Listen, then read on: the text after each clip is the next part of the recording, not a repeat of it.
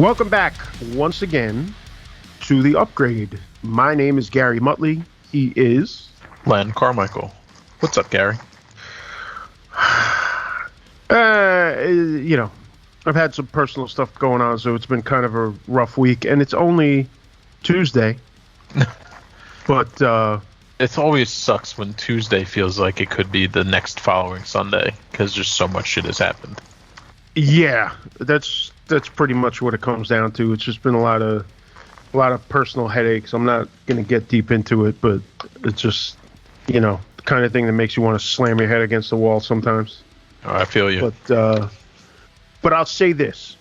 We, over a couple of past recent episodes, because if you're listening to this now, if you're listening to it as it went up, it's either August 4th or 5th. So, the last couple of episodes, we've gotten really heavy into all the current event stuff going on, and there's still a lot of stuff going on, like that schmuck Cuomo, but I need a break from some of that shit, and I'm sure you probably need a break too. I definitely do. And I think most of these people listening probably need a break also. So, what do you say we talk about my favorite subject? And what subject is that, Gary? That, of course, besides heavy metal and Iron Maiden specifically, that, of course, would be pro wrestling, which we have discussed many times on this show. I'm in. Let's do it. There's some interesting things going on in pro wrestling right now.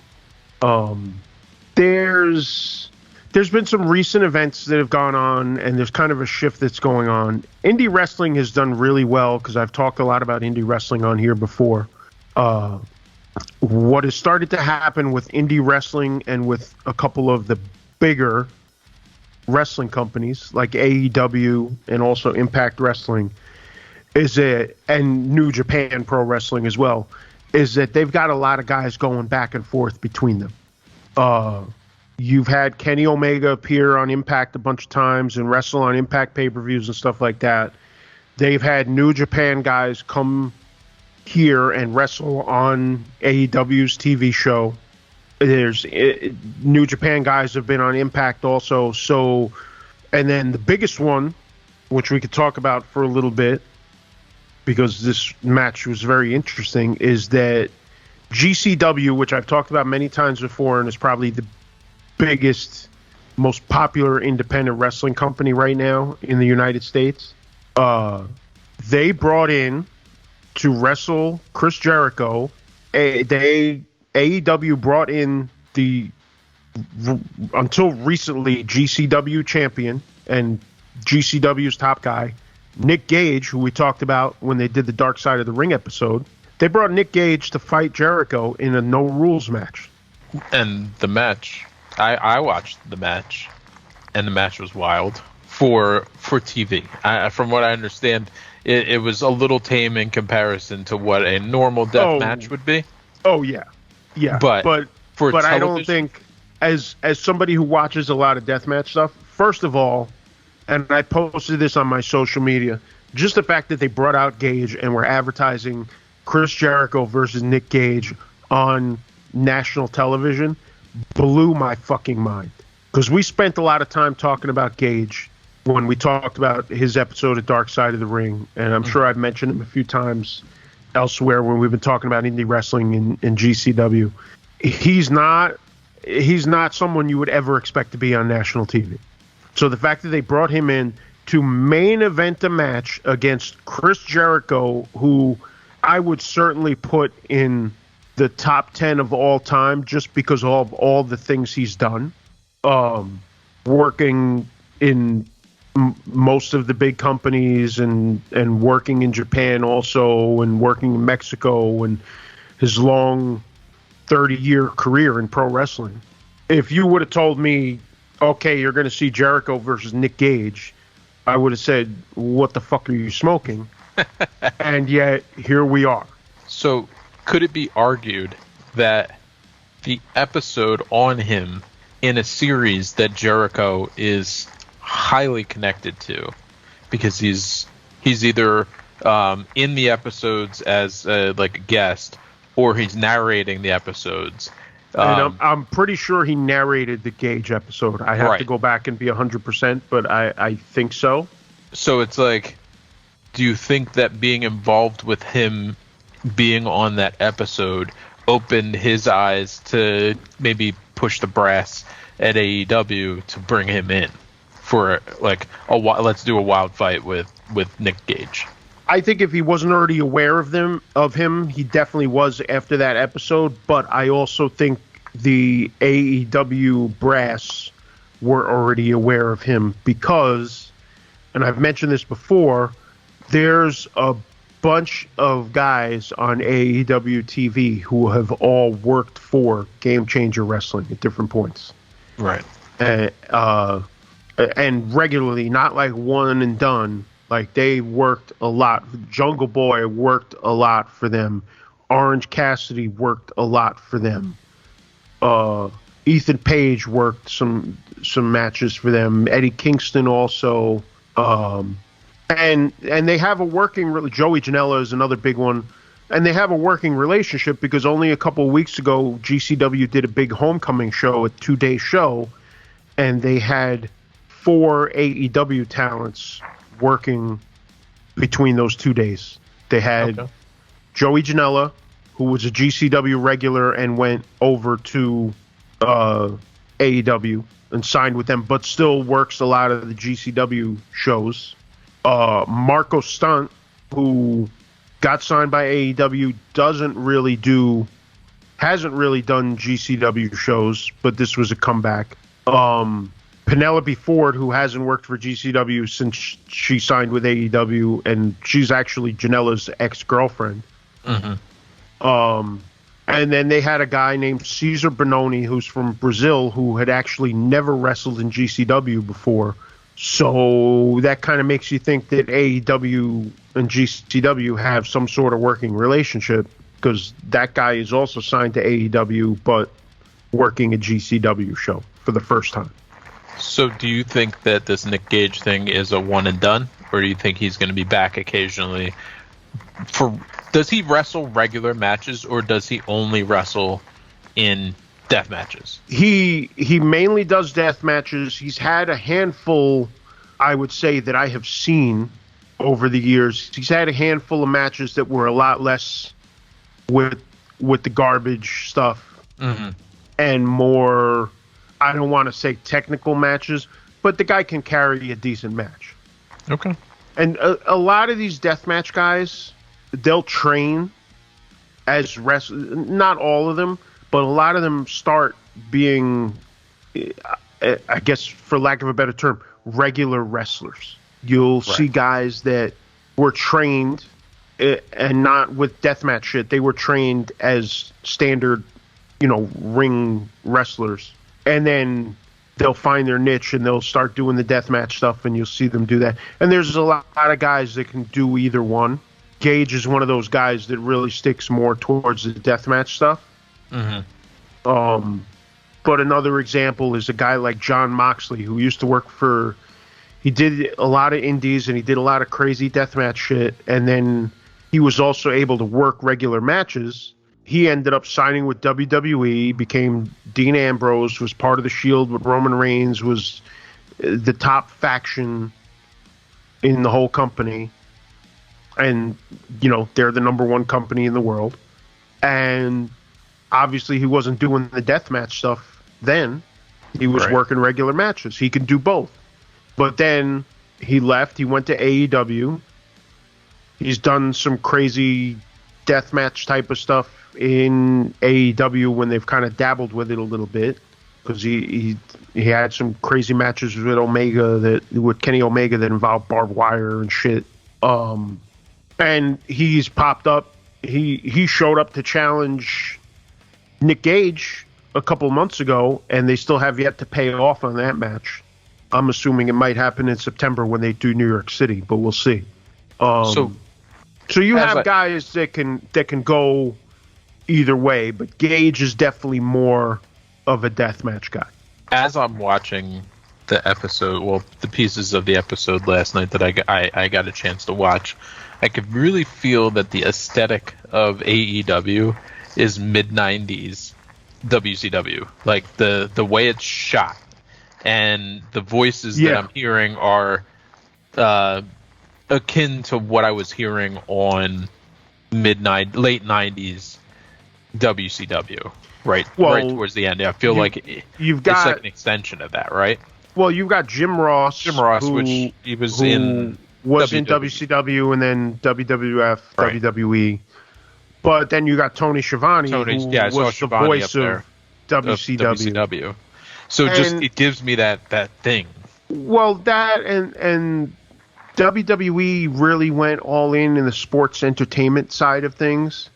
And when they started AEW, they wanted to be a wrestling company. They didn't want to be all sports entertainment and make it that type of presentation. So they purposely avoided that. So that's part of what you're talking about with AEW, which I like more, honestly. Right. It's about the story, the actual storyline, and the actual wrestling, not all the pageantry and bullshit. Yeah, and there's a place for some of that stuff too. It's like when we talked before about like arena shows versus club shows. It's like it's cool to have the big entrance and the pyro and the screens and all this stuff. But I also enjoy the indie matches where you're just in a small gym or a VFW hall or some shit. But with them, I think the WCW comparison is there because they're not trying to be like super larger than life. Yeah, they have the big stage and they have that stuff, but it's you can connect with it a little more. Right. And part of it, I guess, is because a lot of their talent is smaller guys. They don't have as many big guys. Like Vince McMahon would always sign these fucking 7-foot tall monsters. Mm-hmm. And you have a couple of those in AEW, but for the most part, it's smaller guys. It's a different style. Because WCW also had guys coming over from Japan, and they had deals with Mexico also. So you had those different styles, which were kind of based more on like the high-flying, the smaller guys. So that's all a factor in all of this, because the Young Bucks aren't 6-foot-something big dudes, you know what I mean? Yeah, absolutely. And a lot of the other guys they have are smaller also. But they also, because of that, they get just like when you watch UFC and you see the lightweight fights and they're fast as shit. You get these guys, they're smaller so they can move faster and do crazy flying shit. So you get a lot of that. You still get your bigger guys like Brian Cage and Luchasaurus, but because you have, I guess your average height and weight is smaller, it's a different style. So that's part of what you're talking about also. So just because I was interested just a moment ago, since I don't know a ton about AEW due to just not paying nearly as much attention to wrestling as I have in the past, they apparently have 108 people signed to contracts to wrestle for them. AEW? Yeah. Yeah. Currently. I'm sure it varies, but currently that's the reported number. Yeah, that sounds about right. I mean, WWE has more, but that's also because WWE runs multiple rosters. Right. So you might have 40, 50 guys that work just for NXT, or a certain amount of people that work just for SmackDown or Raw, because they run them all as separate rosters. So AEW right now is just one giant roster. So right now I'm scrolling through and I see Billy Gunn is still there, is still wrestling. Yeah, he doesn't wrestle much. Pops up. They have, one of the things with AEW is that they have their main TV show, Dynamite, which is on TNT. Mm-hmm. They have 2 YouTube shows that they do. One is called Dark. The other's called Dark Elevation. They're on Monday and Tuesday nights, and they're just on YouTube. And it's just matches. And honestly, it's mostly like jobber matches where you've got their signed guy and then like a local talent. And they might have a couple of matches between a couple of signed guys. but a lot of it is local talent. And going back to the indie thing, there have been a bunch of GCW guys that have been on there. There's a bunch of guys from other indie companies that you've seen pop up on there. I see that. And some of those guys will rotate in and out. So like Billy Gunn actually wrestles a lot, tagging with his two sons who look just like him. Okay. But I will say, I was never a Billy Gunn fan, but I will say the guy's in his 50s and he's in great shape still. I mean, I always thought his nickname, the Badass Billy Gunn, was funny. Like, I was like, oh, it's a good name, but I never was really like a big fan of his. Yeah. I'm seeing that Dustin Rhodes is over there, which he's still rocking makeup, and I think he could just ditch that, be better off. Yeah, I think so too. I think he could go without the makeup. And one of the things, by the way, yeah, but he doesn't really pop up very much. He doesn't pop up much. Okay. No, I honestly, I don't know if he's signed. I haven't seen him. Like, they brought him in once or twice for like something special, but that was really it.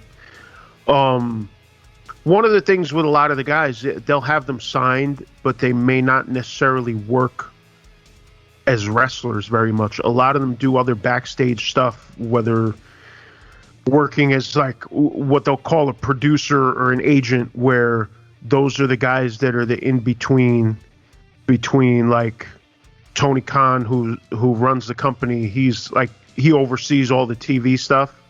Mm-hmm. And then the agents will help. They'll be the in-between with the wrestlers to work out the matches. Right. So a bunch of those guys kind of work that role. So like Billy Gunn, you might see on Dark once in a while. Very rarely will he pop up on Dynamite. Mm-hmm. And then you've got guys like Mark Henry and Paul White, who used to be Big Show. Yeah, Big Show. Yeah, they brought those guys in, but they don't work in the ring. They work behind the scenes, and like Paul White does commentary on Dark Elevation. Mm. And they do different things. They're not necessarily in ring talent. So I'm seeing Jake Hager. I know Jake because he fought for Bellator a couple times. Yes. Like, that's how I know of him. I think he's got 4 fights for Bellator. Yeah, he's one of those guys. They worked out a deal, and they have this with a few people, where he will wrestle, but he also is able to go do his MMA stuff sometimes. I mean, he's a big bitch. Yeah. Like, not a bitch as in, like, whatever. He's just a big dude. Like, insane big. Yeah. And he's part of the Inner Circle faction with Jericho. Okay. I see they have Arn, and they got Taz, at least on retainer, you know. Yeah, Taz works. Taz is back. He is a manager. He's got his own faction also. Mm-hmm. Plus, he does a lot of commentary on the shows. Jake the Snake's over there. Matt Hardy. Okay. Yeah, Jake the Snake works as a manager also. Matt Hardy still wrestles. Now I'm seeing Austin Gunn, and I guess his brother is on there too. Yeah, Colton Gunn. Yeah, Matt Hardy is kind of weird because right now they have him in a feud with Christian Cage, who was Christian from WWE. Mm-hmm. It's kind of weird to see those guys having something with each other in 2021, but whatever. I'm kind of not interested in either of those guys. I mean, I was not interested in them back in the day. So what the fuck is Sting doing for them? He wrestles occasionally, but one of the things that they do right is that they use these older guys to help get over younger guys. So Sting is teamed up with a guy named Darby Allin, who's a younger dude. Actually, I'll tell you a funny story about Darby Allin. I knew his name, but I didn't know who he was. Like, I wouldn't have recognized him if I saw him. And he's a hardcore dude. Okay. Because when we played FYA Fest in Tampa years ago, he was down there. After Indecision played, I'm talking to Tom Indecision, who's a big wrestling fan, and he's like, "Dude, did you see Darby Allin?" And I was like, "No," because I knew the name, but I didn't know who the dude was. Like, Because when these guys work a lot of indies, you'll get the buzz and you'll hear about them. But I didn't know who he was. Apparently, Darby Allin was like diving off the stage during the entire Indecision set. Nice. And now he's like a high level AEW guy. Comes out riding a skateboard and shit, but he's he's a good wrestler. But they have him teamed up with Sting, which is kind of cool because you got older Sting helping to get over younger Darby Allin, rather than just using the older guy and having him squash some younger talent. You're actually helping these guys. These guys are helping to build up younger talent, which is something that WWE now does not do. Because let's bring in Goldberg and have him beat one of our younger guys, and just ruin every ounce of forward progression we've made. Right. Well, that's definitely the problem. But I'll once we finish talking about the AEW roster, I'll get to that because there's something that's going on that I want to talk about. Okay. In the whole wrestling business. Well, I mean, I scrolled through the whole thing, and I mean, I called out most of the people that I know. Obviously, I saw Brian Pillman Jr., but they don't use him nearly as often. They're starting to use him now some more. They have him in a tag team right now, which is fine because a lot of times let these guys bubble under. They got other guys that are up high, and eventually, and this is another thing with WWE versus AEW. AEW has earned the trust in the time that this company has existed. They've earned the trust where you've got moves that they're making and you kind of look at it like, but okay, I'll let it play out. Right.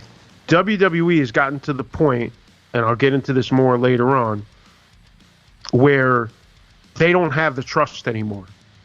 They have taken guys that they started to push, and then they just pull the rug out from under them so much that you can't get invested into anybody over there anymore. Because you just don't know what they're going to do. Well, it's not that you don't know what they're going to do. You know what they're going to do, and what they're going to do is bring this guy up and then shit on him, because that's what they do. So they've completely lost their ability to build a new star. Well, I guess to capitalize on building the new star. Well, no, they have lost the ability to build new stars because everything they bring up people because they have NXT, which was originally like their quote unquote developmental territory, and then they built it up as a third brand when it suited them, and then they pushed it back down, which is a perfect example of what I'm talking about. Because you've got guys that are in NXT now who have worked their way through the indies. You got Adam Cole, who used to be in Ring of Honor. You got Kyle O'Reilly, who used to be in Ring of Honor. You got a bunch of these guys that have worked their way through the indies, and they were popular already, and then came in. And you've had a bunch of guys that have gone from NXT up to Raw or SmackDown, and they start to push them, and then they pull the rug out completely. There's so many of them. I can't even name them all. Is the failure to capitalize that I'm talking about? Well, like you've built this thing, and then you pull them up, and then you shit on them. So then it's like all the work and money you put into trying to push them along, you just failed to capitalize on it on your own on your own. It's not even like they ruined it. You ruined it yourself. Well, I'll give you a perfect example because this is a thing that's been talked about over the past couple of weeks. There's a guy named Killer Cross. Okay. And he used to be in Impact Wrestling. He used to do indie stuff. He was in Lucha Underground at one point. All these other companies. So the guy's got some miles on him. It's not like he's a brand new guy. He's been in the business for a couple of years. He was in NXT. He worked his way up, became NXT champion. They gave him this big, huge entrance. He's got his legit real life girlfriend, who is also a wrestler, coming out with him. So they have a whole presentation, and it makes him look like he's a big fucking deal, right? So he works his way up. He becomes the NXT champion. While he's the NXT champion, they bring him up and put him, I forget, it was either on Raw or SmackDown. I think it was Raw. They bring him up, and after giving this guy the big entrance and the big deal, they bring him up. They leave the girlfriend in the back. She doesn't come out with him. They give him a blah entrance, and he comes out, fights Jeff Hardy, and in his first appearance on Raw, he loses in like 2 minutes. Which is a terrible look. Right.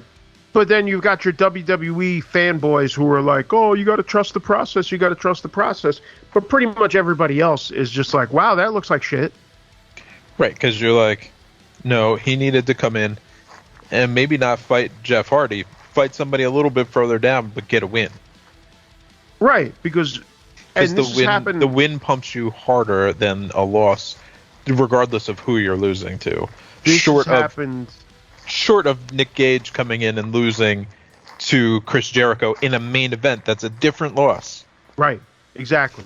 He came out to big fanfare, and they had a nice, which we'll get to, a nice length match, and it was ebb and flow, and then they got to the end, and of course Chris Jericho had the win, because with the storyline, you can't have Gage win.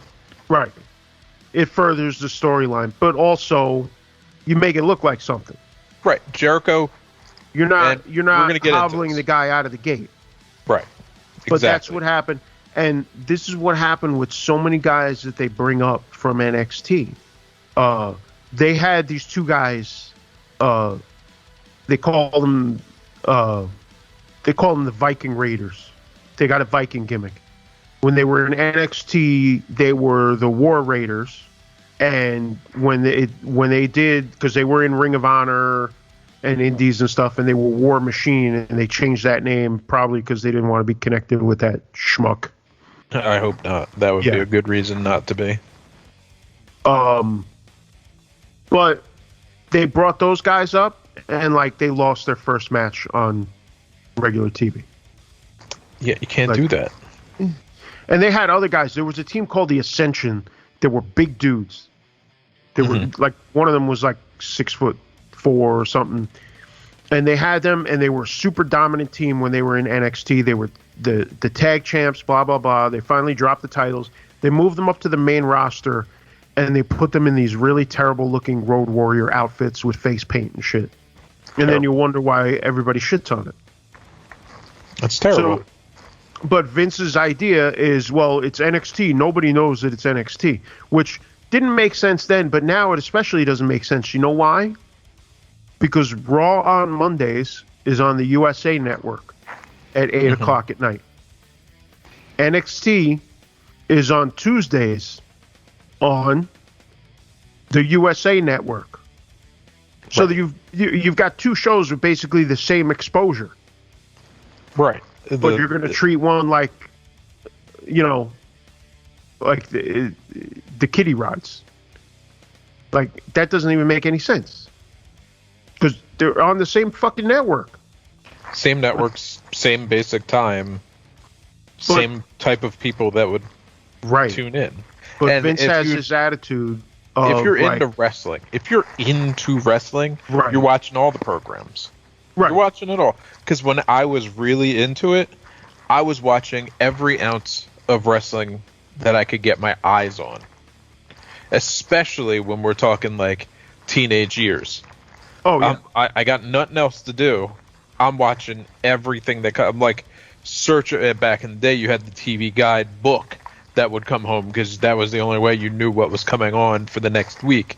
That TV Guide would hit the thing, and I'd be in there circling every goddamn thing that I was planning on watching, just so that I knew, like, all right, this is what's next, and either setting the fucking VCR or setting up right in front of the goddamn TV, ready to watch wrestling. So for him to think that a Monday night watcher is not also a Tuesday night watcher is really short-sighted and stupid. But that's Vince. And that's one of the reasons why they can't build up new stars, why they can't get anywhere. But that's the root of the problem now, because Vince, I've said for years that I think Vince is going to sell the company and pull a heel move on his own kids. Mm-hmm. Because right now it's a family business. His daughter and her husband run a lot of shit there. Stephanie McMahon and Triple H. Yep. And a lot of people always had it in their head that eventually he's going to leave it to them. But I don't think he's going to do that. I think he's going to sell. The only way it would have happened that way is if he had just randomly died. Well, I think before he could offload it. What's happening now, and I want to talk about it, and then we could talk about the Gage match, is that there's a shift that's starting to happen.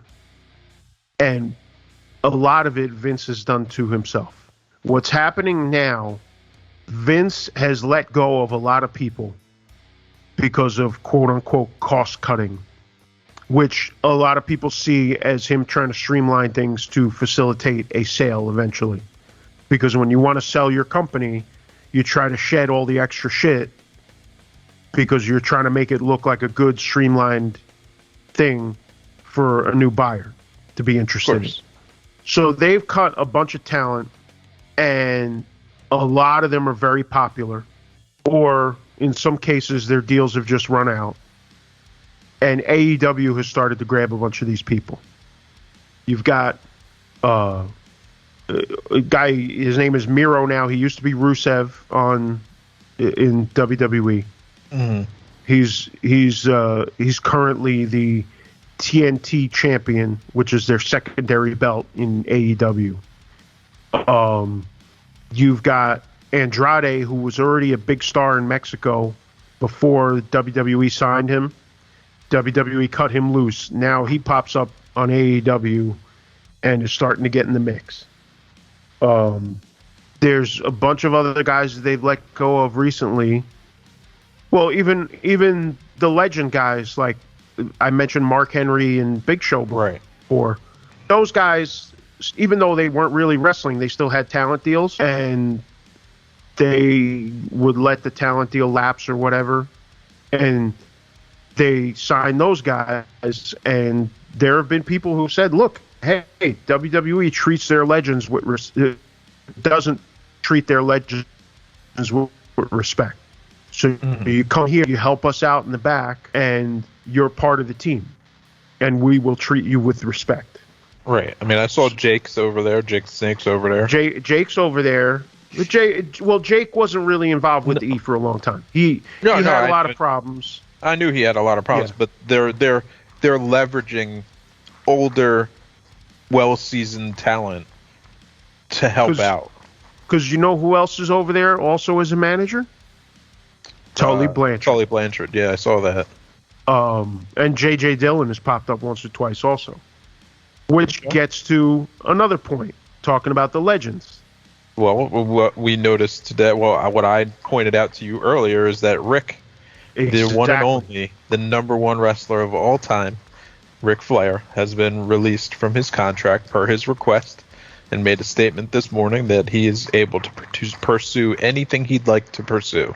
Yes, which leaves the door wide open, once again, like I was saying, with people talking about AEW, that leaves the door wide open for them to do some sort of Horseman reunion on AEW TV, which would blow people's minds. Yep. Now, don't Rick and Arn have some kind of tiff going? They have some sort of issue, but I think in the end, especially when there's money on the table, that shit'll get worked out. But here's one of the things, and then I'll get to another part of this, which is a big buzz right now. Another thing that has happened with AEW, and by the way, another guy that I should mention is he now goes by the name Malachi Black. He was Aleister Black in the WWE, and before that he wrestled under the name Tommy End. and he's another hardcore guy, by the way, because I know Phil Vibes had some back and forth with him because he's an irate fan, actually, and he's a fan of a bunch of hardcore bands from the city because his wife is actually from New York City. Okay. So I think he mentioned to Phil that his wife was amazed by this whole New York City hardcore thing. So that's kind of a funny aside. But anyway, he's another guy. He was very creative. He was doing different things, and then they started to put him on TV again after he was away for a while, and then suddenly they cut him loose. And then he shows up on AEW TV, and he's big because he was popular even before that as an indie guy. He's a good wrestler. He's got a different type of look, and he was also trying to do creative things. He had like this whole kind of satanic gimmick, and now he's just continuing that gimmick with a little bit of a twist in AEW. But here's the thing.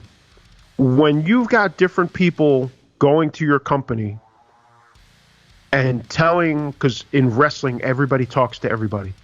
Because if you look on social media... Oh, yeah, on Twitter. I mean, I follow a couple wrestlers. Yeah. And if you look on... Okay. If you look on Twitter, you look on Instagram, you'll see the ones that retweet or like other people's stuff, and you realize, like, oh, I didn't know they knew each other. They all know each other. But especially when they were working the indies, everybody mixes with everybody. So this Impact guy... you might not realize knows this WWE guy, and they're both friends with a guy in AEW, or they're friends with another guy in GCW or in New Japan. Everybody knows everybody. So one of the things that has happened in AEW over time, like I mentioned before about trust with the fans, but it's also trust with the talent. So what happens now is that you got a lot of people that want to work with AEW because they've got their friends telling them, come here, they treat you right. So Vince is treating these people like shit and booking them like shit. So when their contract is up, are they going to re-sign with Vince? Even if he's throwing them a ton of money, some of these people don't care about money. Right. Some of these people are like, you know what? I'll stay here and finish my career here, and I'll just make this bank and support my family. But other people are like, hey, I'm in my early 30s. Like, this is my prime. I should be doing more.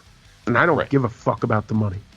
Fuck the money. Let's actually do what we want to do. Exactly. So that's what's starting to happen. Because another guy who's in the top 10 of all time based on his accomplishments is Bryan Danielson, who wrestled as Daniel Bryan in WWE. Right. I know who he is. I'm not like fully up, but I know the name. He's worked for a lot of different companies. He's worked in Japan. He was in Ring of Honor practically from the beginning because I started seeing him back then. Recently, his contract with the E ran out. They either he didn't want to resign or they didn't move to resign him or something. There's been strong rumors that AEW has signed him and is going to have him debut soon. Okay. Which would be huge for them. Well, here's another one. Remember that guy CM Punk? Yeah, I'm just waiting for him to show up. The famous MMA fighter? Well, not really. You know what? He's one of the more famous MMA fighters. Even though he's lost both his 2 fights in the UFC, the amount of eyes that he brought rivals what some of the larger MMA stars have ever brought to the table. That is definitely true. It's if you're going based on interest in his fighting, regardless of whether it was 1 fight, 2 fights, 10 fights, he had a lot of butts in the seat and a lot of butts watching him on pay-per-view. So he is a popular, well-known MMA fighter. Definitely, regardless of his record. That is true. Well, there's been rumors flying around that he might possibly be coming back to wrestling after 7 years. And if anybody can do it, it's him. And that he may also be coming to AEW. So what I wanted to mention is that right now there's starting to be a shift. WWE was always the top company. AEW, well, let me go back. WWE was the top company, yet treated their talent like shit and treated their fans like shit, because when the fans would cheer for certain things, that they like certain guys, you know what they would do? Kibitz it. They'd say, get rid of it. They'd say, fuck that. Because Vince is like, they don't know what they want. I'll show them what they want. It's very similar when we've talked about Star Wars, the attitude that George Lucas had later on, where it was almost like he hated his fans and was purposely working against them.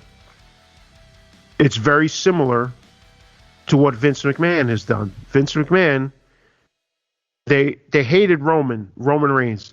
Roman Reigns should have turned heel. He finally turned heel like 5 years too late. Nobody cared anymore. Right. They want these other guys going back, like it even goes back almost 10 years. Zack Ryder got himself over making YouTube videos and shit like that. Fans started cheering for him. And eventually, what did Vince do? Vince had him fucking jobbed out a ton. As a punishment for getting big without him, without his help. That wasn't what Vince wanted. And that's the same thing that happened to Rusev, who, like I said, is Miro now in AEW. He got over on his own with certain things, and then they just buried him. They did nothing. They had him keep losing. And they had him in stupid storylines that made no sense. Where suddenly his wife is his legit wife outside of the business, his real wife, who was also a wrestler that used to come out with him, suddenly leaves him in storyline to go with Bobby Lashley. And everybody's just like, what the fuck? This is stupid. Right. So, like I said, WWE just treats everybody like shit. So, you treat your fans like shit. You treat your talent like shit. People leave the company when their contract is up, or they ask for their release or whatever. Sometimes they'll get it. Sometimes they'll get held up. AEW gets these guys and actually turns them into something. And doesn't put them in stupid, nonsensical storylines. And the shift is starting to happen now because you see more wrestlers, like top guys, because Bryan Danielson and CM Punk are like top guys. Supposedly they're going to sign them. Those guys want to go there. And other guys, like I said, that had left WWE recently, like Aleister Black and Rusev, these guys want to go where they're appreciated and where they can actually do something with their careers. And Andrade, and before that, you had, unfortunately, he passed away, but Brody Lee, who was Luke Harper in WWE, he's another one. His contract ran out. He decided not to continue. He left, and AEW put him on, and he did interviews where he talked about how he loved what he was doing. And unfortunately, he got sick and passed. But that's what's going on. And you've got, there's more. I mean, I could go on and on, because you got a team called the Revival. They used to be called the Revival. Now they're called FTR in AEW. Those guys were in the E also, and they're pretty open about the fact that they didn't like the way things were going in the E, and they're so much happier now. So you've got the shift now, because, put it this way, the thing with guys like Bryan Danielson and CM Punk, and you said it yourself when we were talking about UFC, CM Punk is a guy that will bring eyes. Which is important.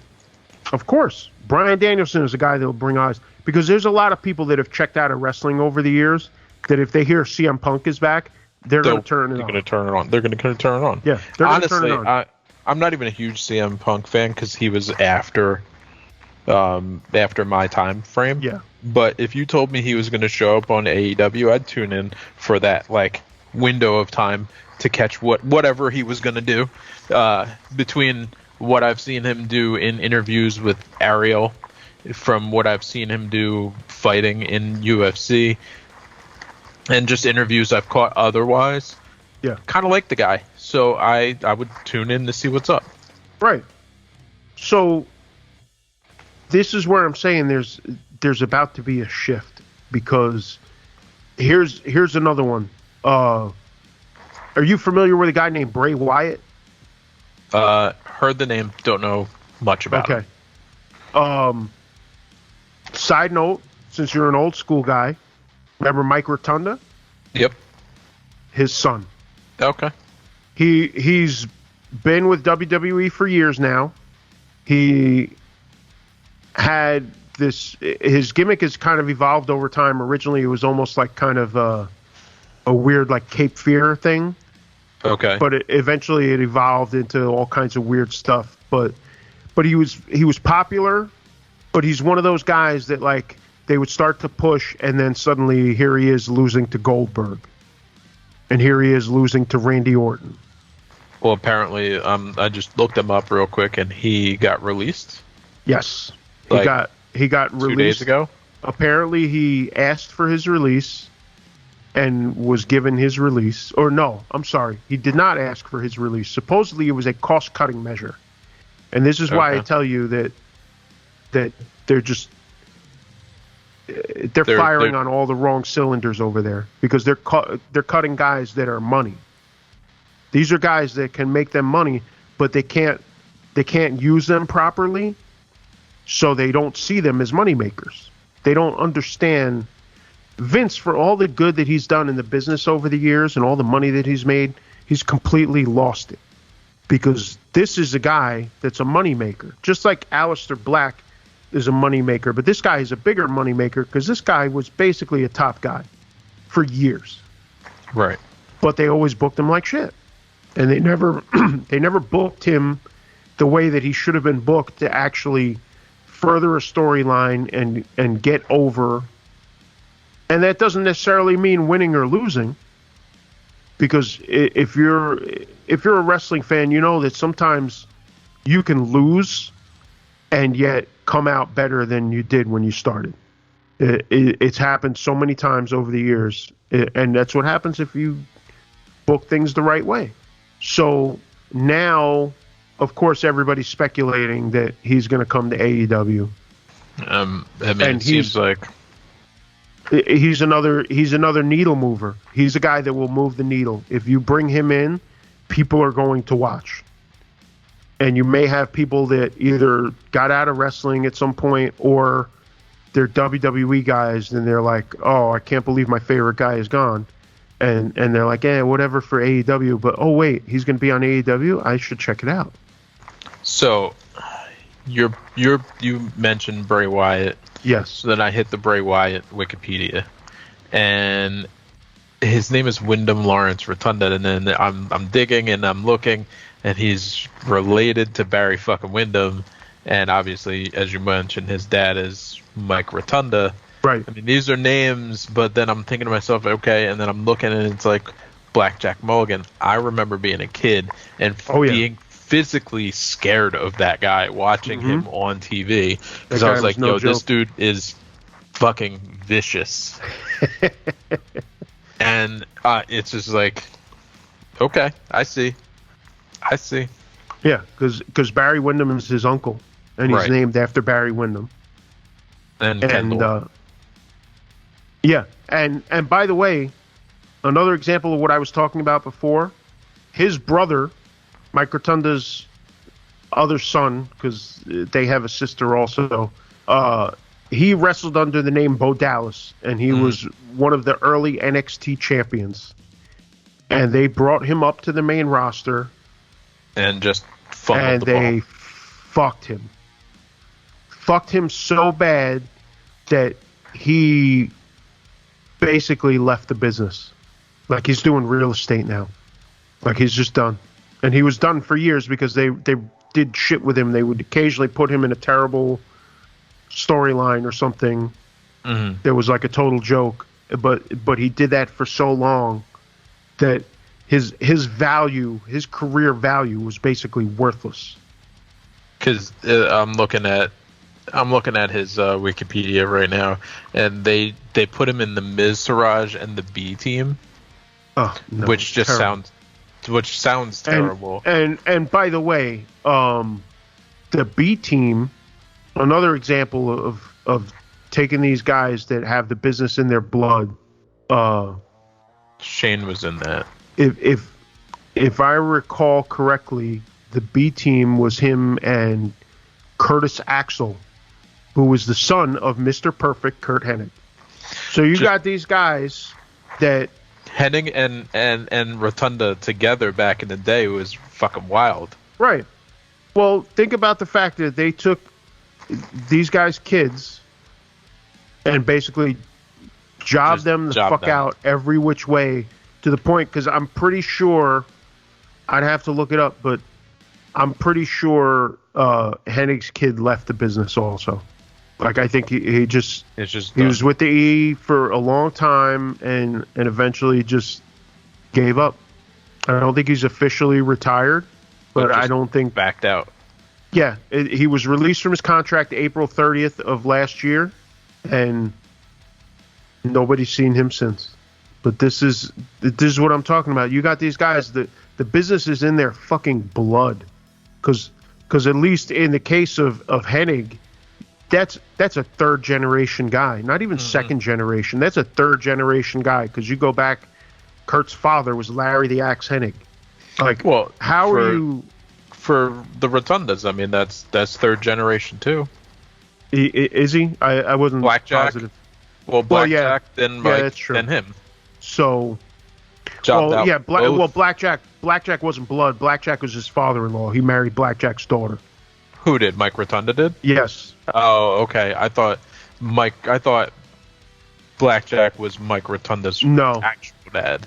No, Blackjack was, but that's where the whole Wyndham connection. Okay. Because Blackjack was Barry Windham's father.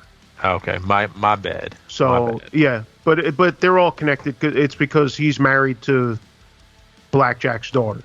Right. Okay. I was thinking a different direction. I got you. So he does have Blackjack's blood in him, but Rotunda. But either way, yeah. No matter how you look at it, you got multiple generations involved here, and they do nothing with these guys. They just ruin them. But this is what I'm talking about, because who wants to work for a company like that? And I've gone on record saying, because I've had long conversations about this stuff on like Facebook groups and stuff like that, I think there's a lot of people working for the E that are not happy right now and are just counting the days. And till they get released, or till it gets sold, till they get released, or until their contract runs out. Because nobody knows what's going to happen if they ever get sold, because then it'll just be another corporate entity, and who knows how that can go. But when it comes to the wrestling business, things are about to shift, because I truly think that by the end of this year, AEW may very well turn into the top wrestling company in the world. Based on the things that you're saying and just the way that they're setting the table, I don't see why it's not possible.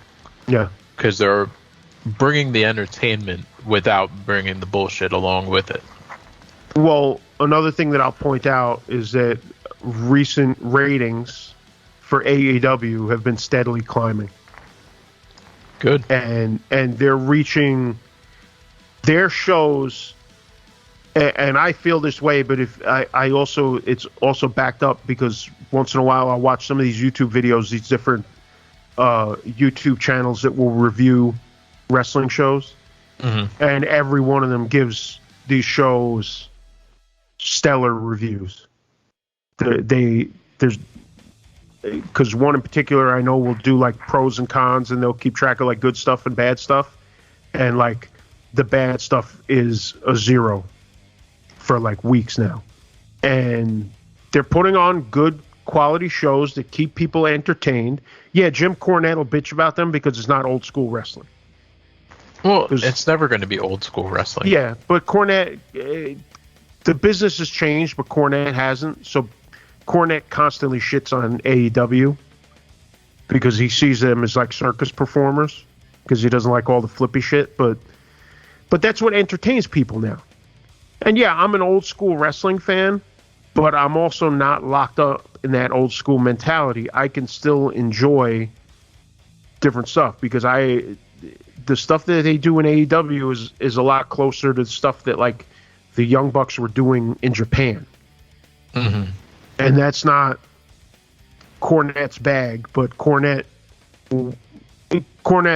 has to get attention, so it's not just going to be like, oh, it's not really my thing. Cornette's going to be like, oh, fuck those guys. Because that's what Cornette does. That's what Cornette does, so. Right. So I don't pay that any mind, but the truth is they're firing on all cylinders right now. They're doing great shows. They're having great matches, and they're doing all different types of matches, like the Nick Gage match. And they're bringing in different talent from other companies also, which gets people interested. Because, like I said, they'll bring in a guy from New Japan to work a match, or they'll bring in, or Kenny Omega will go to Impact and work a match, and it's back and forth. Impact is where my favorite young lady is wrestling right now. Who's that? Jordan Grace, baby. Oh, yes. That's who I want to get on the show. Jordan, if you're Grace? listening, I want you to come on the show. Let's come talk. Come talk. Oh, man. Yeah, she's good. She's good.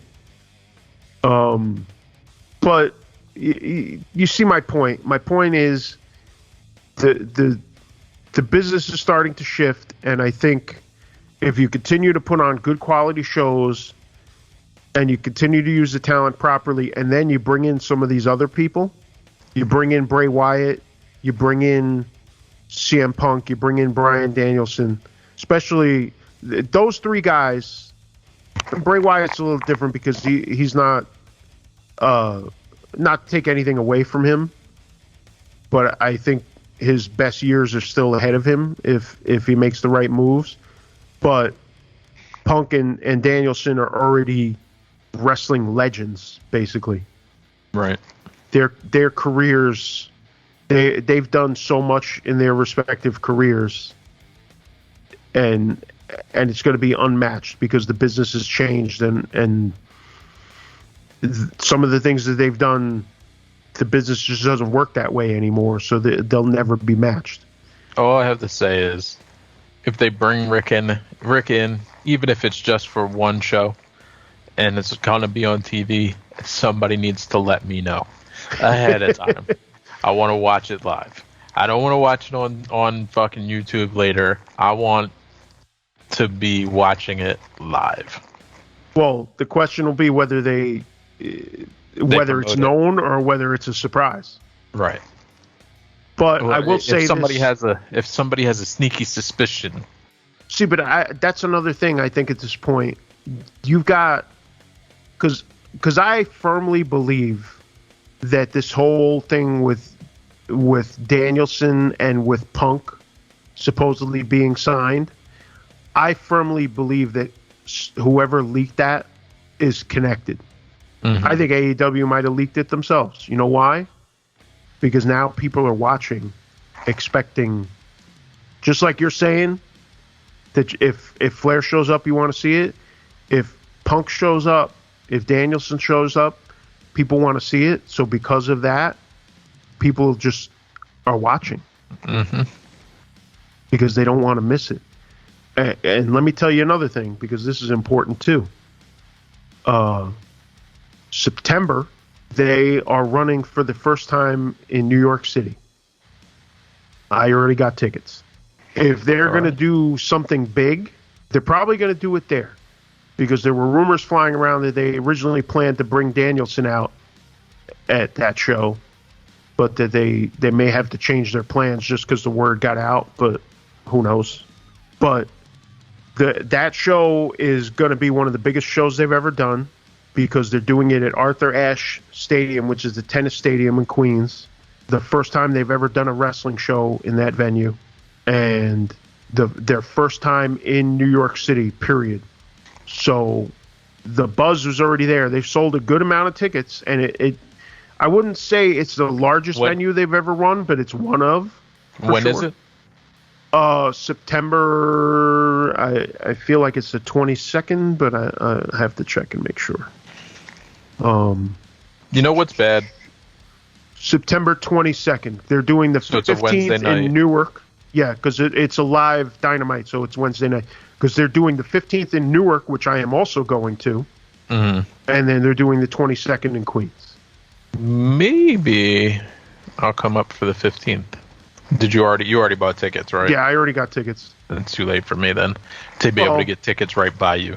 You can always look, because honestly, Phil Vibes bought tickets after me, and it ended up like 2 rows behind me or something. That's not bad. Or no, actually, I think Newark, because I'm mixing it up. Queens, he did that. Newark, he bought them earlier, because originally that show was supposed to happen last year, and COVID screwed it up. Okay. So he had tickets a while ago, and then I ended up buying tickets in his section. So it's entirely possible that you might be able to get at least the same section, but we can look into that. All right, I'll look. I mean, again, I haven't been to a wrestling show since let me look it up. Just keep busy for a second. It was in Baltimore in 1999. Baltimore, wow. And it was WCW. WCW. Do you remember any of the matches? I'm looking it up right now. 1990. I'm trying to think here. Yeah, it was. It was actually that. We went to the Great American Bash in 99. Okay. That was the thing that I went to. In 99, I guarantee you I watched it live. Yeah, me and my friend John, we've always been watching wrestling. We'd always been watching wrestling. And he was like living in Baltimore. He's like, yo, you should come down and we'll go to the Great American Bash. So we went, and it was a great time. Nash defeated Randy Savage. And that's what brought me to go, was the fact that Macho Man was wrestling. I was like, yeah, I'll definitely go. Ric Flair defeated Roddy Piper. Okay. Rick Steiner defeated Sting. DDP and Chris Kanyon with Bam Bam Bigelow defeated Chris Benoit and Perry Saturn. Yep. I definitely remember this, because I used to watch all the pay-per-views. Conan and Rey Mysterio beat Kurt Hennig and Bobby Duncombe Jr. I mean, like, it was full. Buff Bagwell, baby. Buff Bagwell defeated Disco Inferno. Oh, yeah, I remember this, because the first match was Hack, who was the Sandman in ECW. Right. Versus Brian Knobbs, because they had their little hardcore division. So, was that the one where they jumped off the stagecoach? I forget. But yeah, it was well worth the time to go, even though the final match was only 7 minutes. Right. No, but if you do those things right, they're fun. Because I used to go. The only time I ever went to a pay-per-view, a WWF pay-per-view, was the Royal Rumble in 2000 at Madison Square Garden, which was wild. But I went to a bunch of the ECW pay-per-views and the other ECW shows, and I used to go see. I went to a bunch of WCW Nitros and one house show. So those shows can be fun. So for me, the Great American Bash, when I was a kid, and I'm talking like the mid 80s, I would always see them promoting the Great American Bash on the NWA, WCCW programs, etc. Right. And they're like, "Oh, our pay-per-view is coming up," and I could never get my mom to order me any of those. She would order the WWE ones. WWF ones. She was fine with that, but I couldn't get her to get me all the other offshoot pay-per-views, so I could only read about it in PWI or the Wrestling Insider or whatever that I was reading at the time, or on the episodes after it had happened, where they kind of run down the results for you. Right. So like I was only getting, so when my friend was like, yo, let's go to the Great American Bash, I was like, well, I've been watching the Bash now for 5 years because I had the black box. Yeah. But let's just go. Fuck it, let's go. I always wanted to go anyway. That's prime hotbox time. Yep. 99. I definitely watched that pay-per-view, and I definitely watched it on a hotbox. Oh, dude, I watched so much stuff on a hotbox. Oh yeah. Yeah, I used to watch all the pay-per-views because that was when I got fully back into wrestling. I think I told you the story before. I was out of wrestling for years, and then when I moved, I was living in Queens, and I moved back to the Bronx. And when I moved back to the Bronx, I moved back in with my mother and my brother, and my brother was fully into wrestling and was watching everything on the hotbox. So when I moved back in, we were just full on into. He was already into it, so when I moved back in, I just jumped right on. And that's also when we started going to ECW shows, because I was dating a girl at the time who was into ECW. I had heard about it a little bit, and she's like, oh yeah, I go all the time. I love it, so let's go. And I went with her, and it was just ridiculous. It's all downhill from there. Oh yeah. I was all in after that. At that point, WWF was my least favorite. I watched WCW and I watched ECW, and like once in a while I'd flip the channel to the WWF, but I was like, it's kind of whack. And then eventually it started to turn around a little bit as guys left and went over.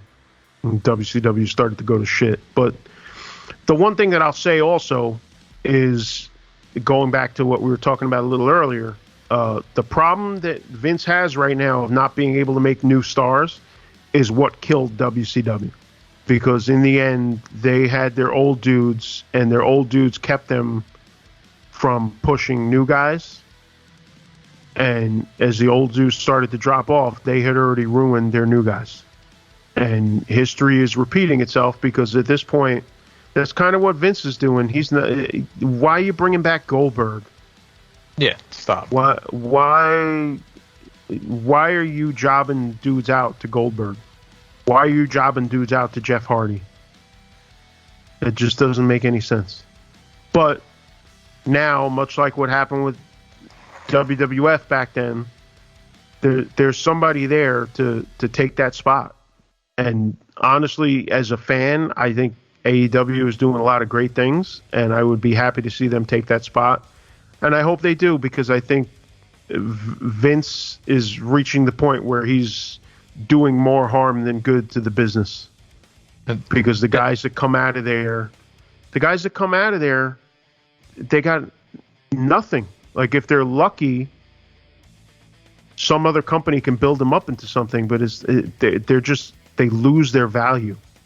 Vince McMahon, it's time. Yeah, exactly. It really is, because he's always said that he's going to be hands-on until the day he dies, and it's killing the whole thing right now. It's like you got to step back or sell the thing or something, because what you're doing is not helping your company one bit. You're ruining it, and you're ruining a lot of people's lives and a lot of people's ability to make money. And it's because, and it's funny because we talked about this recently talking about UFC. It's become one of those places where you're just on an assembly line. Get out there. You don't even matter. Get out there and dance, boy.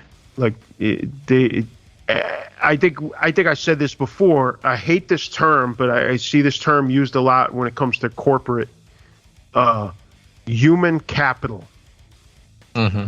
I absolutely despise that term, because it just takes human beings and that phrase just reduces them to a resource as opposed to an actual human being. You're literally just money.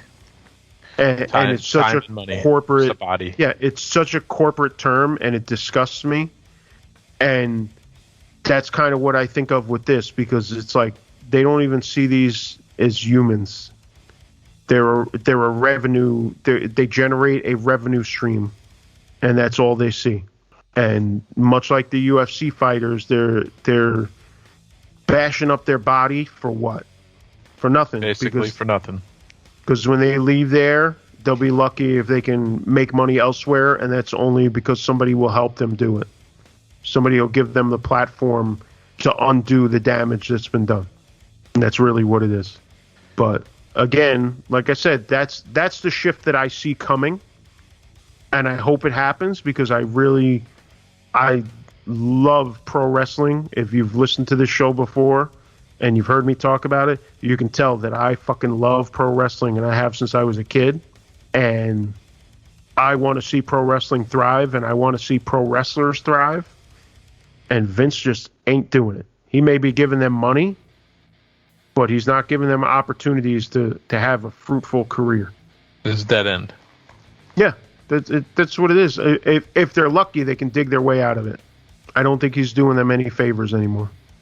Let's talk about that match real quick. Nick fucking Gage. I enjoyed the announcer having to truncate it. Nick effing Gage. Oh, yeah. Well, listen, Justin Roberts gave him more of the intro than I expected. And, yeah, he had to clean it up, but I was impressed that he got the full intro. Because every show that Gage is on, he gets that full intro. And the crowd goes wild. Hate Club. Murder, Death, Kill Gang. MDK all fucking day. The king, the motherfucking god of this shit. It's a whole thing. And it's so funny to see Justin Roberts do even a censored version of it. Because I said beforehand, I was like, is he going to get the intro or is he going to get some bullshit? Like, how far are they going to go? And once again, pretty far. Talking about treating guys with respect, because no matter what you think of Nick Gage or the whole hardcore deathmatch wrestling, stuff like that, the guy is a veteran, 20-year veteran. He's been doing this for 20 years. The dude has literally died and been brought back to life. Yep. So you may not like it, but you got to at least show him a little respect for that. And they do. They gave him his intro. They gave him a real spotlight to do what he did. They didn't have him tone his shit. I mean, of course, they had to tone it down to a point. It was toned down, but it was. I still got a feel for what Nick Gage is about by watching that. Well, that, and I would have expected it to be much more toned down. Just starting out the match with the pizza cutter and immediately just jumping in and cutting Jericho's arm. Now, I'm aware that, in most cases when Nick is in control of what the fuck's going on and everybody knows they've signed up for a death match, that based on information I have, that he just goes in. I'm sure that they had a nice long conversation in the back about what's okay and what's not okay. Oh, well, you knew it was never going to be another David Arquette situation. Right. But Jericho... And Jericho is the type of dude that he'll do his homework. And like I said, all those people that work for that company, they're wrestling fans along with being obviously in the business. So, they were doing their homework and they were already aware of Gage and what he does. And they're not trying to bury the dude or make him look like shit. And, he jumps out there immediately, cuts him with the pizza cutter. And I'm like, oh, this is what we're doing today. Right out the gate, huh? And I'm just laughing because it was so crazy to me. Like, I never in a million years thought that I would ever, ever, ever see something like this. And Jericho sold it well with the little cut that he had on his arm. It wasn't. Oh, yeah. It was definitely not deep. It was just surface wound, a little blood, no big deal. But that was. But you got to sell it. and he's you know what that was? That was a gotta let you know. Right. You know? Right. Like, this is what you're dealing with. This is what we're doing today. Yeah. That set the tone, because it was right there. It's like, okay, you know, Gage ain't fucking around. Right. So, you know, that's when they actually get into more of a wrestling match for a moment. Just for a moment. Well, and you could see from there, like I was saying before, that, like, the guy's not some fucking technical...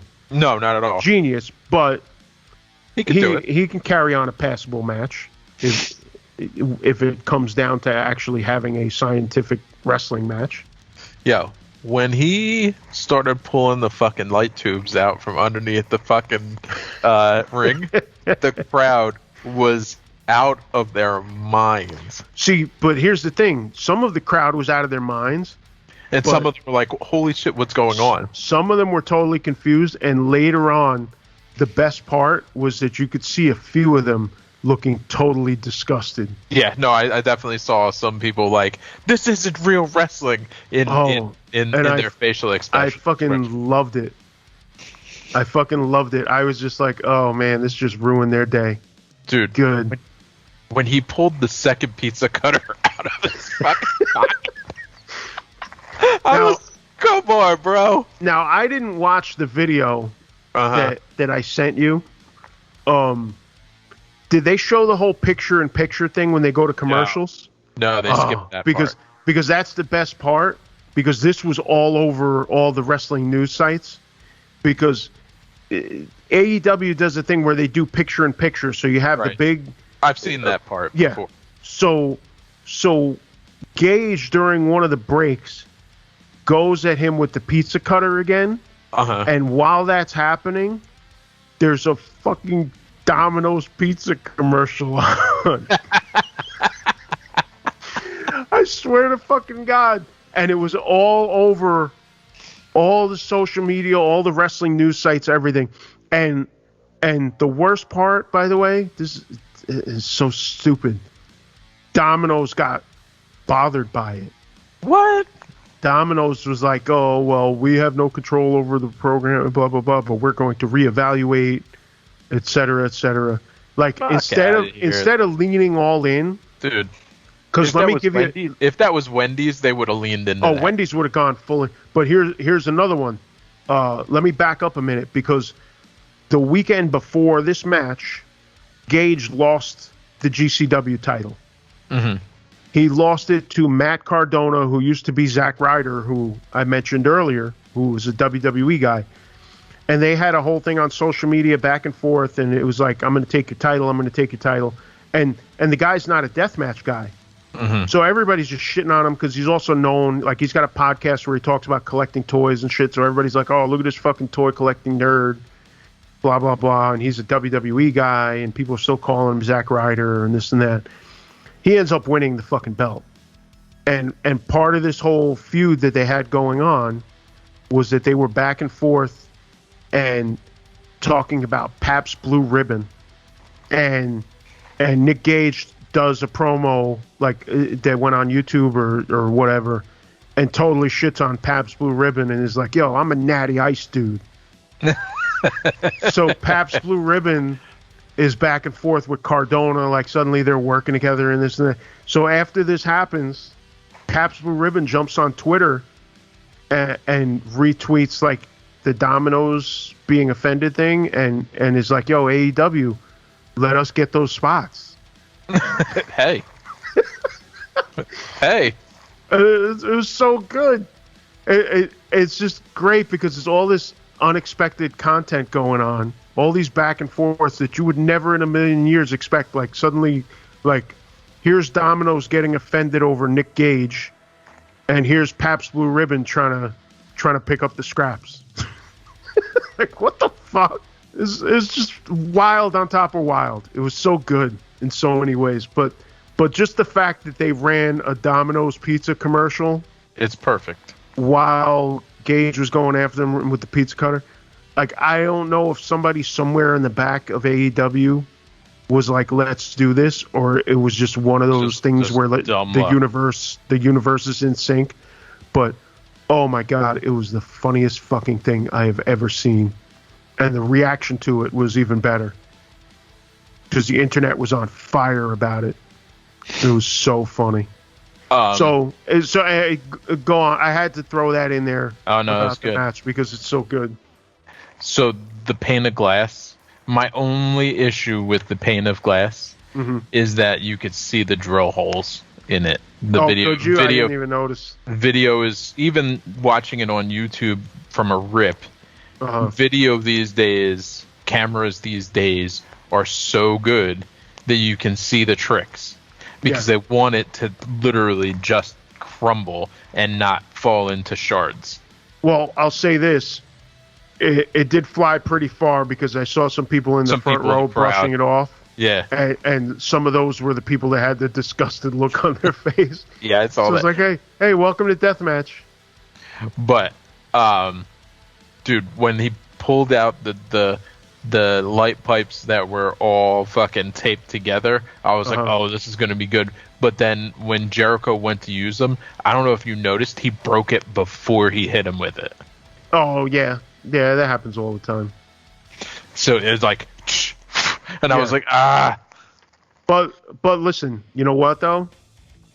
Yeah, you got that, but then they were still. They were wrestling in the they were wrestling on that glass, and that shit has to hurt. Yeah. So even whatever little shortcuts they were taking, there's still some rough shit going on. He was digging into that head. There's no way that Jericho isn't cut up from that. Oh man. Just. I was like, no, bro. Yo, it's wild. It's wild. So I'm gonna give that match a 9 out of 10. I'm gonna give it a 9 out of 10. I haven't been watching wrestling, but it was totally enjoyable. It was like 15 minutes of action, and I couldn't have asked for more for just tuning into something just to see the spectacle of it. I'm going to give it a 9 out of 10. One of the things that I loved about that match was the controversy, because there were a lot of people loving that match, but also there were a lot of people hating that match, because the wrestling world is very divided when it comes to deathmatch stuff. You will see some people talk about it and talk about how they really enjoy it, like I do. But you will see a lot of people totally shit on it and say, oh, that's not real wrestling. So to see that brought to the masses was exciting. And I guarantee you there were a few people that watched that and were like, wow, that shit was kind of crazy. Like, I got to find more of that. So big up to AEW for basically exposing death matches to the masses.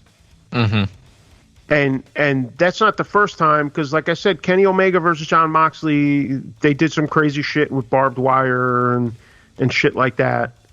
But to take a chance and put a guy like Nick Gage on your TV show, sure, that's going to turn some people off, but it's not hurting them. It's not like people aren't going to watch their show anymore because of it. Some people might not have liked it, but one of the great things about wrestling is that there's all kinds of different types of wrestling. So for them to just give people a little window into a different type of wrestling was really cool. Because you've got, like I was talking about before, you got your guys that do all the flippy type shit, and then you got your big like Haas matches where you got two big dudes just throwing bombs at each other.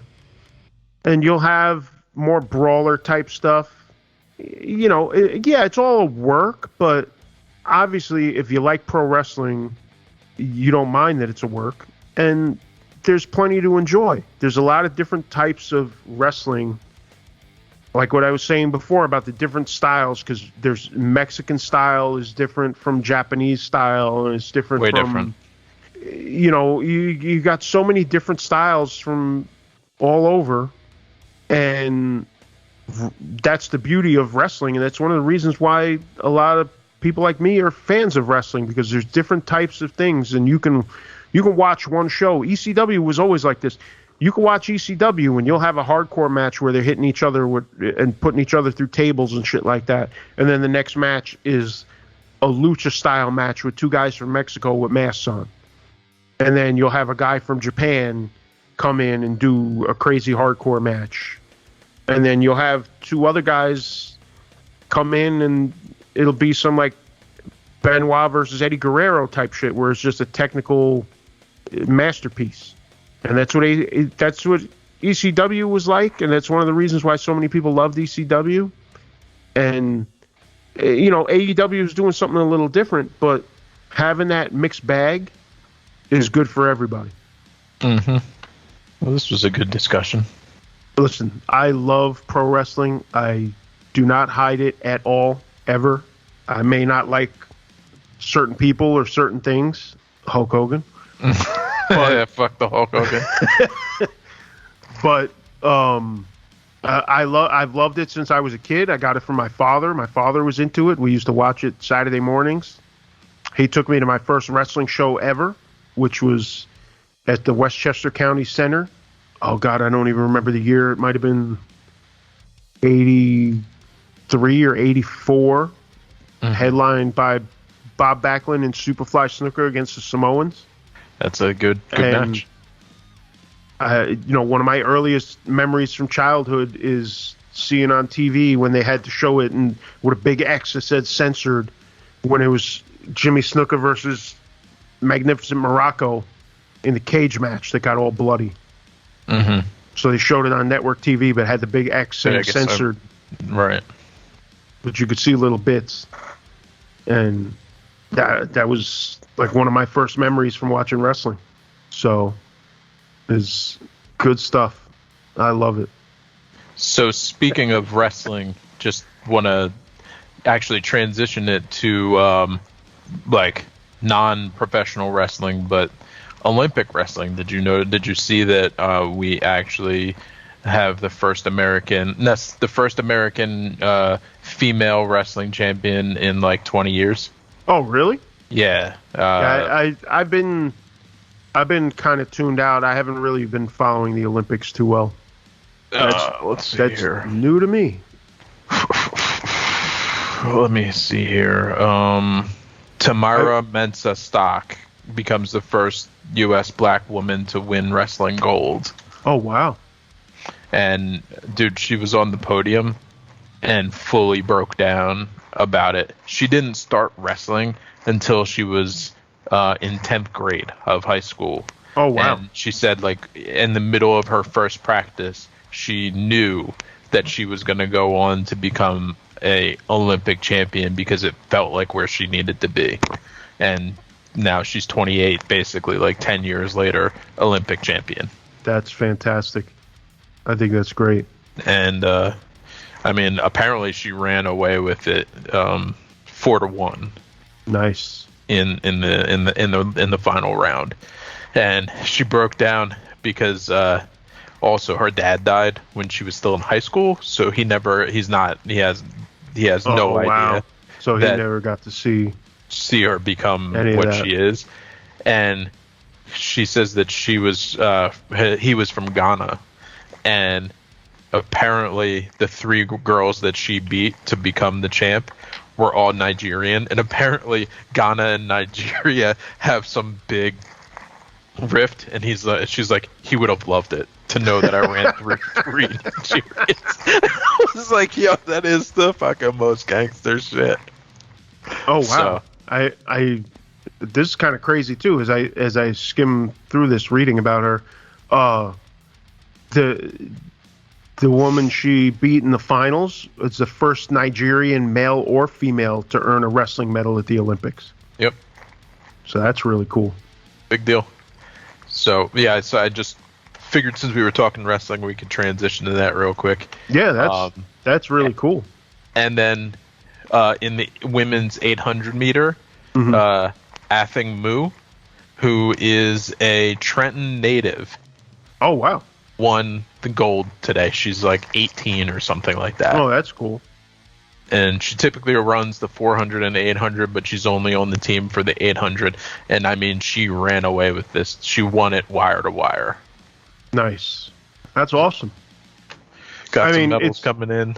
It's crazy because, as we had discussed before, I mean, it seems like the Olympics are getting further than we thought they would. Yeah, I didn't think they were going to get this far, but at this point, I figure they're going to finish. We were wondering if they were even going to get off the ground. But yeah, we were wrong. Not often that we're wrong, but we were wrong, and I can admit it. Yeah. Listen, I'm fine with being wrong. I wish we were wrong about the other shit we talk about. I know. But I'll happily accept being wrong on this. Like, I wish we were wrong about Trump or something, but not going to go there. Fucking get angry all over again. Yeah, no, we're not talking about that today. I'm perfectly fine with not talking about that at all. Yeah, I just figured I'd bring that up because it not necessarily tying in, but ties in with our discussion about wrestling in general. Just figured out. Well, I'll also mention this because, as I said before, we're taping this on Tuesday night. So if you're listening to this when it goes live, it's Wednesday or Thursday. This weekend, my plan is to make it down to Jersey, and actually, you may be joining me. We'll figure that out. To see a VXS show down in South Jersey. And that is Saturday the 8th, right? Yeah, let me pull up the info. Something like that. A second. Yeah, it's definitely Saturday night. And my friend Steve Huey will be wrestling on the show. His match Huey is just wrestling? Today. Okay, I know Huey. Yes, he is wrestling as Dr. Cube. So, he is fighting a gentleman I've seen before by the name of Gabriel Sky. That match was just announced. Though he did tell me he was going to be on the show. I just didn't know what he was doing. That is VXS Party All the Time. It's Saturday, August 7th in Westville, New Jersey. Just look up VXS Wrestling on Twitter or Instagram or Facebook, and you'll find their social media and get more information about the show. I personally am looking forward to seeing Too Cold Scorpio. I will also, if I make it, I am also looking forward to seeing Too Cold Scorpio. Yeah, and actually, I want to talk him into coming on the goddamn show. I'm sure he's got some stories. And actually, another dude that I'm a big fan of, Homicide, is going to be on the show. Another guy who's a low-key legend in the world of wrestling. He's worked for just about every company you could think of except for AEW and WWF or WWE. And he's trained a lot of people that have gone on to be very successful also. And he was... Steve Huey is fucking headlining this bitch? I don't think I don't think it's a headlining match. Oh, okay. But he's in the mix. Okay.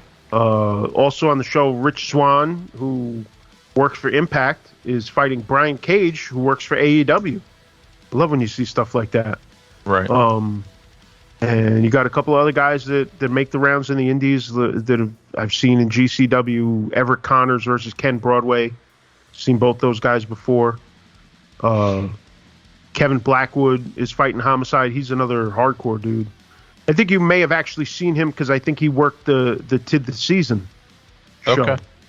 Oh, yeah, I probably did see him there. Yeah. That was a good time. Yeah. That was a great time. Are they doing that again this year? Not announced yet. Don't know. Okay. I think I saw them tease something, so that's why. Not announced yet, but wink, wink, maybe. Yeah, I think I saw them tease something on Instagram, so I'm hopeful. And if it happens, and if you're going, I might have to join you. Oh, and also on the show is Moose, who also works for Impact, versus another indie legend, Matt Cross, who was also a hardcore dude, who I occasionally have interacted with on Facebook.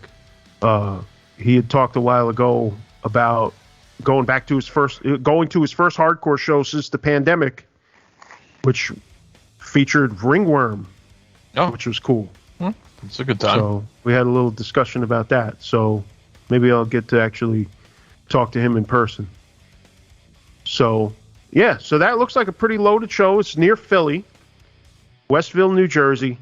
Like I said, Saturday, August 7th, VXS Wrestling.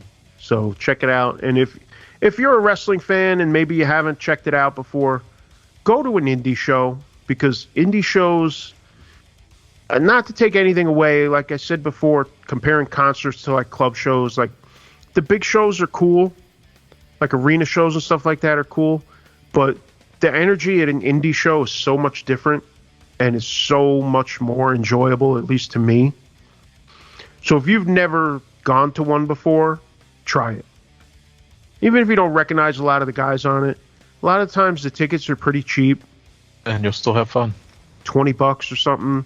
And you will have a hell of a time, because it's so much different sitting like 10 feet away from the ring instead of sitting in like section 305 or some shit. It's a totally different type of energy, just like I said, an arena show versus like a club show. And it's really enjoyable. And once you do it, you might want to stick with that and not even really bother spending $120 to sit in nosebleeds at an arena.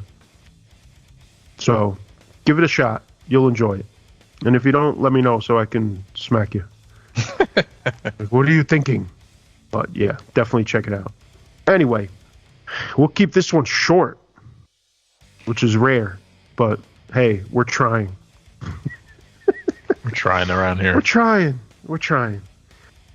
TheUpgradePodcast.net for all of the social media and links and etc. whatnot. And that's it. We are The Upgrade. Gary Muttley, Len Carmichael. Maybe we'll see you this weekend in Jersey. And if we don't, maybe you're a bitch. If you see us, come say hi. Don't be afraid. We won't get slammed. Yeah, we're not gonna. We don't carry pizza cutters. Or at least I don't. Well, we'll have to wait and see. Or if I did, maybe I wouldn't tell you. But yeah, come see us. Come see our boy Steve Huey, friend of the show. Maybe we'll get him on one of these days. He'd probably talk our ears off. Fucking Steve fucking Huey. But he doesn't come out with the... Well, I shouldn't say that, because let's say he works multiple gimmicks. Mm-hmm. So I was going to say at least he doesn't come out with the American flag pants, but the other gimmick, American Beetle, he does come out in American flag shorts. If you don't know who we're talking about, watch any of the This Is Hardcore videos. And look for the American flag pants. Yeah, if you see the dude with the American flag pants, it's probably Steve Huey. Definitely on the Billy Club one from This Is Hardcore. It's good. Because I couldn't stop laughing. Anyway, thanks for listening. We will see you guys again soon. Peace. Later.